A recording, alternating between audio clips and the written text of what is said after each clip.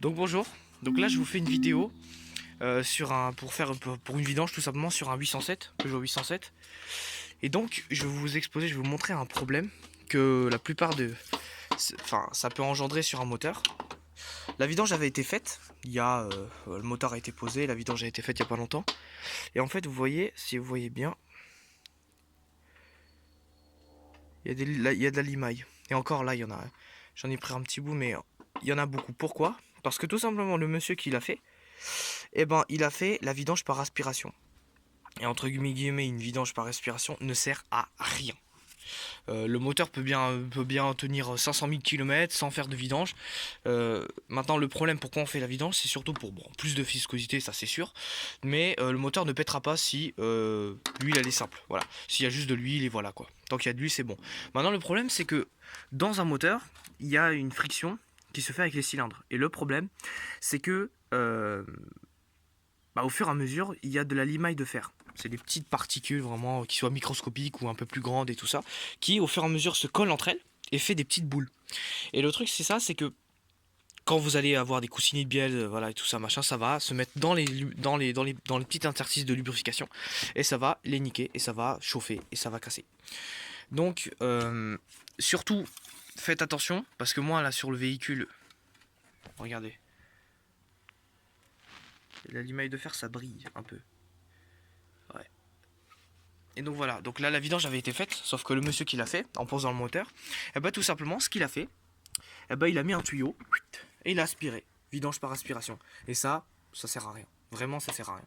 Parce que la chose importante, je vous montre, la chose qui est importante dans une vidange, c'est quoi?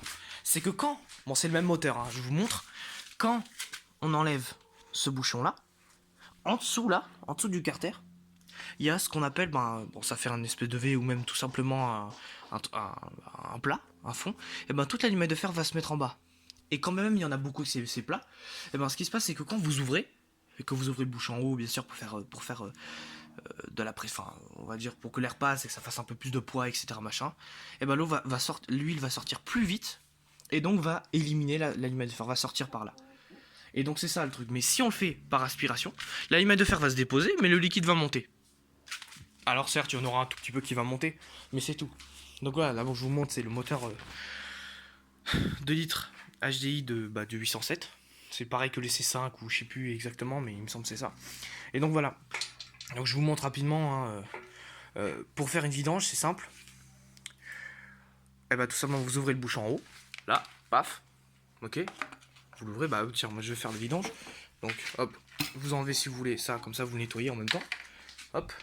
Donc les deux parties sont enlevées. Et ce que vous faites, c'est que bon, c'est un moteur à chaud normalement. Après, si vous avez vraiment pas le choix pour un moteur comme ça, c'est mieux de le faire à chaud. Mais voilà, vous mettez bien.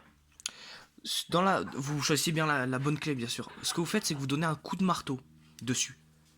Un exemple tout bête, je prends, ouais, je sais plus, je vais prendre la douille. Bon là, c'est pas exactement le même. C'est pas exactement le même. Désolé, hein, c'est le souk, mais bon, c'est à peu près celui-là. Non, celui-là il passe pas celui-là. Enfin, celui-là il est plus petit. C'était l'inverse. 50. C'est du... Ouais, du 50, super. À deux têtes.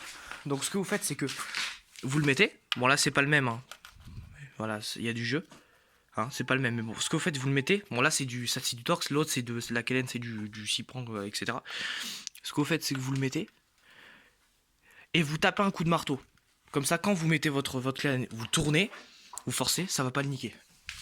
Après voilà, si moi mon champ de vidange, c'est ce que je vais faire. Parce que sur le véhicule, il est foiré, complètement foiré. Il est rond à l'intérieur. Donc ce que je vais faire, je vais mettre un boulon ou une vis, enfin un boulon ou un écrou, je veux dire. Je le mets et je le soude autour. Et comme ça, je le dévisse avec une tête de 13, de 14, de 15, ça dépend. Donc voilà. Donc on répète. Vidange, moteur à chaud, 90, voilà, etc. Surtout, vous faites attention pour votre joint de vidange. Après voilà, le joint de vidange. Vous choisissez, soyez intelligent à pas prendre un truc de merde. Oui, le joint c'est le bon. Et de faire confiance aux gens. Ne faites pas confiance aux garagistes qui vous les donnent ou pas les supérettes mais les magasins et tout. Oh c'est bon, il y a marqué, c'est bon, ça fait aussi. Faites attention parce qu'après ça pisse et sur l'autoroute ça pisse et vous avez plus d'huile et vous savez pas parce que vous avez pas trop regardé, voilà. Pareil, quand vous prenez la voiture le matin, là c'est un diesel, hein, je vous rappelle. Bon après ça se voit mais bon. Bon, faites attention au préchauffage machin, ça c'est pas le problème, mais c'est surtout que quand vous prenez la voiture le matin, vérifiez l'huile. C'est toujours mieux parce que bon, ça peut arriver qu'il en manque un peu vu qu'un diesel, il y a de l'huile qui vient dans l'alimentation, c'est-à-dire le turbo qui est là. Ça va dans le conduit d'air, l'échangeur RR. Ça lubrifie voilà, tout le turbo, etc. Après ça va dans la vanne EGR, etc. Donc voilà, l'huile est utilisée, donc si ça pisse sur un côté, c'est pas bon. Ok, et il peut en manquer, etc. Donc voilà. Donc là, je remets ça là. Hop. Donc voilà. Donc là, moi je vais souder le truc et j'aurai fini. Donc voilà, donc c'est sur un 807. Donc sur un 807. Voilà, et le filtre à gasoil, il est là. Filtre à huile, il est juste là, ça doit être du 23, 24. Ouais, je dirais ça, 23, 24, 22, 23, 24, un truc comme ça. Vous dévissez pas, mais normalement il y a écrit en newton, c'est du 25 newton mètre ou un truc comme ça. Je sais plus. Donc voilà, donc voilà tout simplement. Mais ça, il faut le serrer à la clé dynamométrique.